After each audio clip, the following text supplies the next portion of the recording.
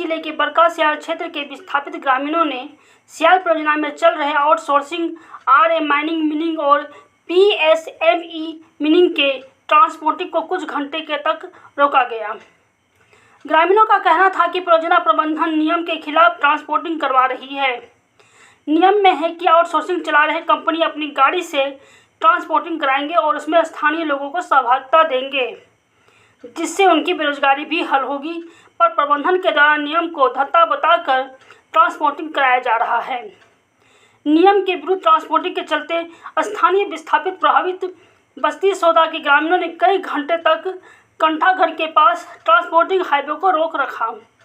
इस बीच प्रबंधन के द्वारा वार्ता कर ट्रांसपोर्टिंग चालू करने की भरपूर कोशिश किया गया, पर वार्ता विफल नजर आ रही थी।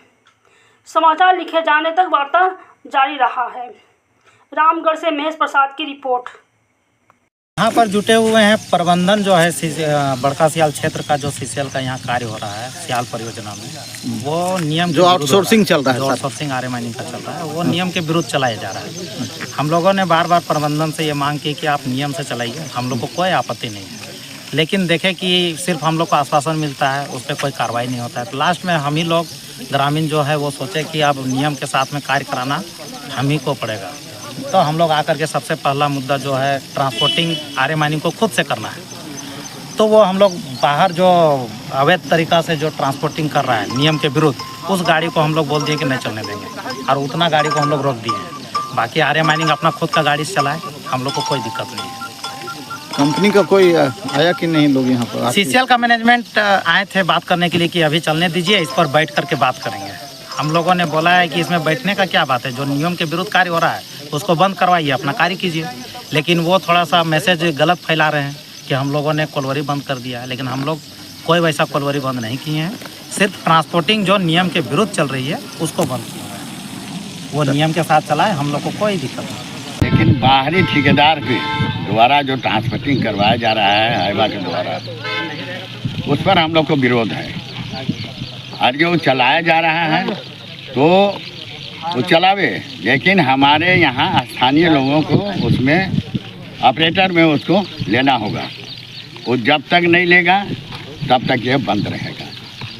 और ये प्रबंधन का जो रवैया है, प्रबंधन का रवैया एकदम विपरीत है।